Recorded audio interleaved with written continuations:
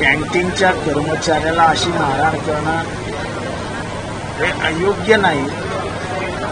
तर आमदाराचे वर्तन कसं असावं हे जे महाराष्ट्रात चित्र गेलं याने आम्ही सगळेच आमदार आमच्या मानाशर्मेने खाली गेले. ही भूमिका माझी स्पष्ट आहे की जीवन निकृष्ट दर्जाचं असतं.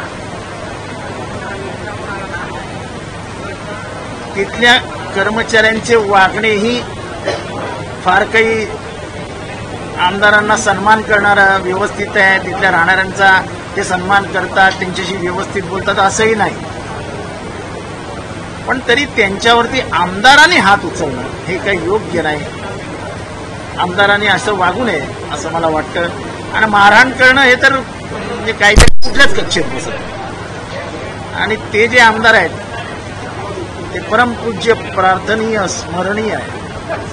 त्यांचे एकाएक प्रत्येक वक्तव्य त्यांच्या वागण्यातलं हे त्यांच्याबद्दल न बोललेलं बरं. पण जे काय झालं ते योग्य नाही. त्याच्याने आमदार आमचीच लाज जाते.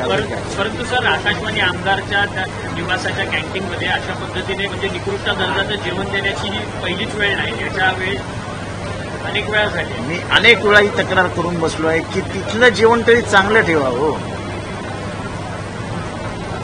अनेक आमदार तिथेच जेवतात, अनेक कार्यकर्ते तिथेच जेवतात.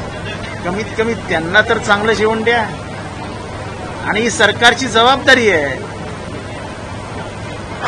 म्हणजे आमदारांना 5 स्टार सारखं जेवण आमदार इथे मिळतं काही जणांकडून.